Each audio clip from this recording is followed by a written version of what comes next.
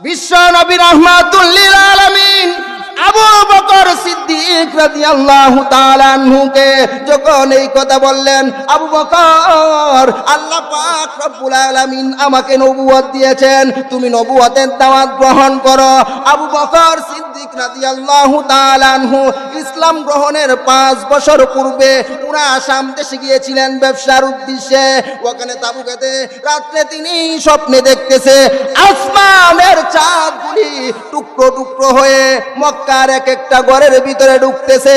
একজন জ্যোতিষীর কাছে গিয়ে বলতেছে, আমি আজকে স্বপ্নে দেখলাম আসমানের চাঁদগুলি টুকরো টুকরো হয়ে মক্কার এক একটা ঘরের ভিতরে ঢুকতেছে। এরপরে বলতেছে, বাবা তোমার নামটা কি? বললেন, আমার নাম হলো আবু বকর। ও আরবের মধ্যে একজন ব্যক্তি আসবে, উনি হবে বিশ্ব নবী, তার নাম হবে মুহাম্মদ, তুমি তার হাতে সর্বপ্রথম কালেমা পড়বা। এই কথা বলার পরে আবু বকর সিদ্দিক রাদিয়াল্লাহু তাআলা আনহু 5টা বছর পর্যন্ত রাসূলের সাথে প্রতিদিন সাক্ষাৎ, এই স্বপ্নের ব্যাখ্যা বলে নাই, এমনকি এই ব্যাখ্যা তার বিবির কাছেও বলে নাই। যখন 5টা বছর পরে আমাদের নবী, বিশ্ব নবী, দু জাহানের বাদশা নবী, হায়াতের নবী, জিন্দা নবী মুহাম্মদ যখন বললেন, আবু বকর তুমি দাওয়াত গ্রহণ করো, এই কথা বলার পরে আবু বকর রাদিয়াল্লাহু তাআলা আনহু বলেন, আমি সামান্য পরিমাণ কোনো বিলম্ব করব না, কিন্তু একটা শর্ত হলো, তুমি যে নবী দাবি করতেছো এর একটা দলিল দেও। কি দেও? দলিল দেও।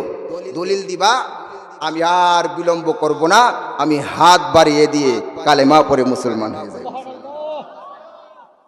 এই কথা বলার কারণে আমাদের নবী, বিশ্ব নবী রাহমাতুল লিল আলামিন বলেন, আবু বকর তুমি যে শাম দেশে গিয়েছিলা ব্যবসার উদ্দেশ্যে, তাবুকেতে রাত্রে তুমি স্বপ্নে দেখতেছো আসমানের চাঁদগুলি টুকরো টুকরো হয়ে মক্কার এক একটা ঘরের ভিতরে ঢুকতেছে, এই স্বপ্নই হলো আমি নবী হওয়ার 1 নম্বর আলামত। আবু বকর রাদিয়াল্লাহু তাআলা আনহু বলেন, এমনকি এই 5টা বছর পর্যন্ত এমনকি আমার সঙ্গী, আমার আহলিয়ার কাছে আমি স্বপ্নের ব্যাখ্যা বলি নাই, আমি কারো কাছে এই স্বপ্নের ব্যাখ্যা বলি নাই। আল্লাহ পাক রব্বুল আলামিন যাকে আগে জানাইয়া দিয়েছেন, উনা নবী ছাড়া অন্য কেউ না। হাত বাড়িয়ে দিয়ে কালেমা পড়ে কি হয়ে গেলেন? মুসলমান হয়ে গেলেন আবু বকর সিদ্দিক।